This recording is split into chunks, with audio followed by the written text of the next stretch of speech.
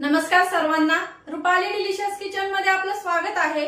आज आपण छान असे कोबीचे मस्त खुसखुशीत थालीपीठ बघणार आहोत। तुम्ही याला धपाटे पण म्हणू शकता। तर मुलं कोबी आवडीने खात नसतील तर तुम्ही ह्या पद्धतीने मस्त असा कोबी या थालीपीठामध्ये देऊ शकता। एकदम करायला सोपे, घरच्या साहित्यामध्ये होतात आणि झटपट होतात। मुलं म्हटली की पटकन करून देता येतात ही थालीपीठ आणि तुम्ही डब्याला पण देऊ शकता खरं तर, आणि नाश्त्याला पण करू शकता।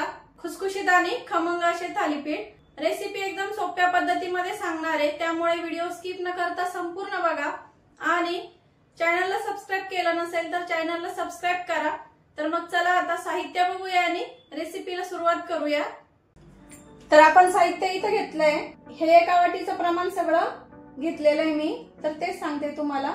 30 वाटी 2 वाटी भरून इथं कोबी घेतलाय कट करून, 1 वाटी कांदा बारीक चिरून घ्यायचा आहे एकदम, अर्धी वाटी कोथिंबीर, याच वाटीचं प्रमाणाचे आपण पीठ पण तसंच करायचं आहे। 2 वाटी बाजरीचं पीठ, तुम्ही इथं ज्वारीचं पीठ घेऊ शकता, 1 वाटी गव्हाचं पीठ आणि अर्धी वाटी बेसन पीठ। वाटणामध्ये आपल्याला इथं हिरवी मिरची, लसूण, अर्धा इंच आलं आणि थोडंसं जिरं घ्यायचं आहे, थोडंसं म्हणजे अर्धा चमचा। हा आमचा घरगुती लाल मसाला आहे, नाशिक स्पेशल लाल मसाला, नाशिक स्पेशल काळा मसाला। यासोबत तुम्हाला चहा मसाला, हळद पावडर आणि धना पावडर भेटेल आणि मिरची पावडर। तर तुम्हाला ऑनलाईन ऑर्डर करायचं असेल तर तुम्ही करू शकता, मला डीएम करा म्हणजे मी तुम्हाला नंबर देईल। धना पावडर, हळद पावडर, चवीपुरतं मीठ आणि ओवा। तर मग आता आपल्याला आधी वाटण तयार करून घ्यायचं आहे आणि मग थालीपीठाचं पीठ भिजवून घ्यायचं आहे आपल्याला।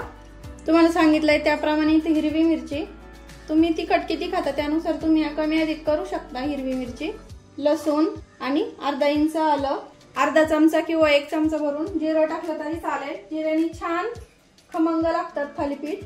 तर आता आपल्याला हे वाटण वाटून घ्यायचं आहे बारीक, थोडंसं पाणी टाकून वाटायचं म्हणजे मिरचीच्या ज्या बिया असतात ना त्या दाताखाली येत नाही आणि एकदम फाईन पेस्ट तयार करायची याची। तर हे बघा एकदम अशी बारीक पेस्ट तयार करून घ्यायची, थोडंसं पाणी टाकायचं आणि एकदम बारीक पेस्ट तयार करायची। आता आपण सर्वात आधी पीठ भिजून घेऊया, त्यामध्ये बाजरीचं पीठ सर्व पीठ टाकून घ्यायची, बेसन पीठ, सर्व भाज्या टाकून घ्यायच्या। आता स्वच्छ धुवून घेतलेला आहे कोबी, कांदा, कोथिंबीर, तुम्ही अजून याच्यामध्ये गाजर, बीट टाकू शकता आणखीन पौष्टिक होण्यासाठी। 1 चमचा भरून इथं लाल मसाला टाकते, अर्धा चमचा धना पावडर, पाव चमचा हळद, पाव चमचा ओवा सुरगळून घेतला इथं मी, आणि चवीपुरतं मीठ आणि मिरचीचं जे वाटण घेतलंय ते पण आता टाकून द्यायचंय आपल्याला। सुके जिन्नसच आपल्याला एकत्र मिक्स करून घ्यायचे सर्व, आधीच पाणी टाकायचं नाही आणि आपल्याला असा घट्टसर चपातीच्या पिठासारखा घट्टसर गोळा मळून घ्यायचा इथं, आपण नेहमी जसं थालीपीठ बनवतो ना त्याप्रमाणे। मुलांना कळणार सुद्धा नाही तर तुम्ही यामध्ये कोबी टाकलाय ते मिक्सरच्या भांड्यामध्ये थोडंसं पाणी टाकून थोडं थोडं करत आता पीठ भिजून घ्यायचंय आपल्याला। आता पीठ भिजवल्यावर मी तुम्हाला दाखवते सर्वात शेवटी।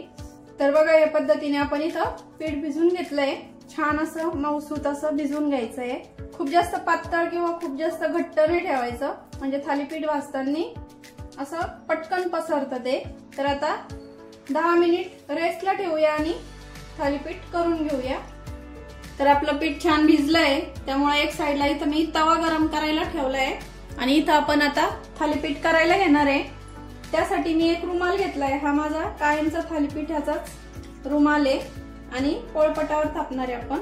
थालीपीठ भाजण्यासाठी मी इथं तेल घेतलंय, तुम्ही तेलाऐवजी तूपही घेऊ शकता किंवा बटर मध्ये पण शेकू शकता।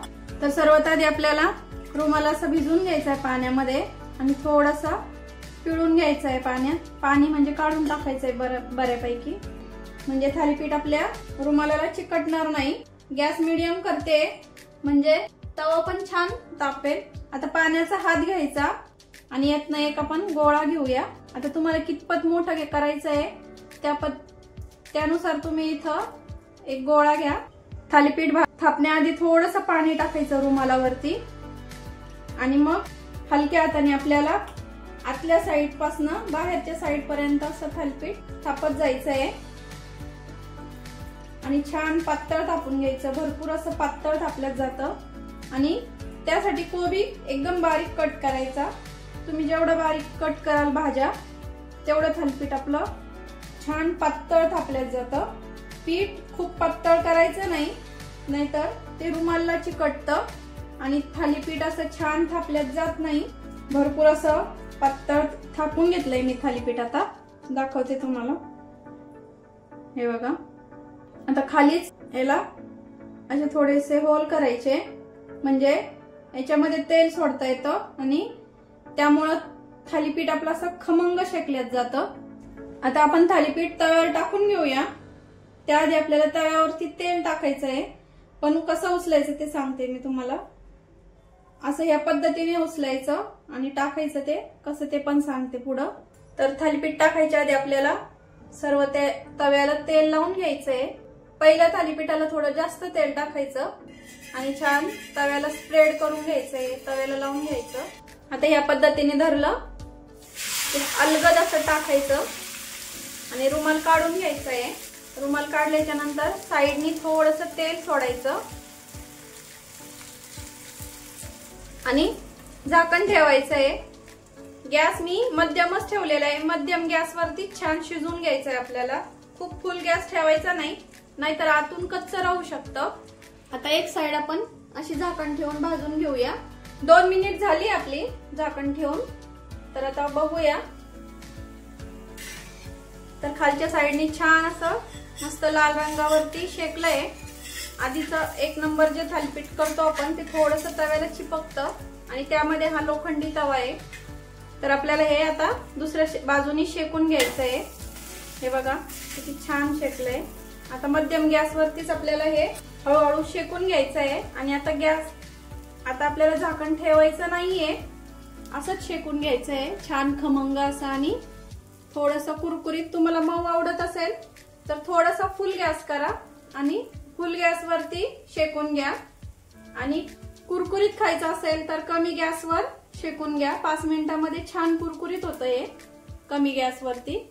तुमच्या आवडीप्रमाणे आणखीन थोडंसं तेल टाकलं तरी काही हरकत नाहीये।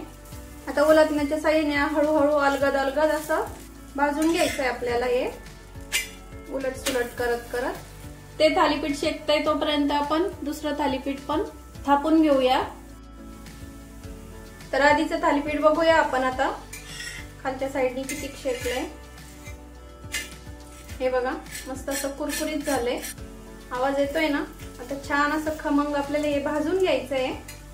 तर आपलं पहिलं थालीपीठ हे दोन्ही साईडनी छान शेकलंय, बघू शकता। आता आपण एका जाळीवर काढून घेऊया, म्हणजे खालून असं पाणी सुटणार नाही।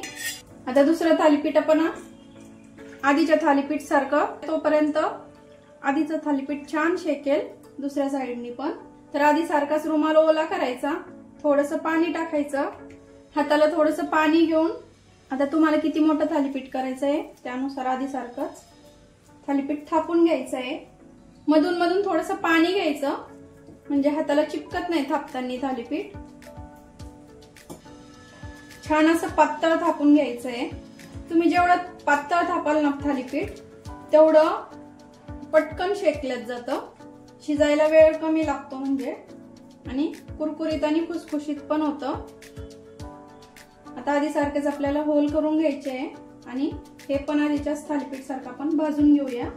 तर दुसरं जे थालीपीठ थापून घेतलंय ते पण आपण थोडंसं तेल टाकायचं। आता जास्त तेल लागत नाही दुसऱ्या थालीपीठ पासून, आणि आधीच्या थालीपीठ सारखंच आपल्याला हे अलगद असं टाकायचं आहे आणि हे साईडने थोडंसं तेल सोडायचं।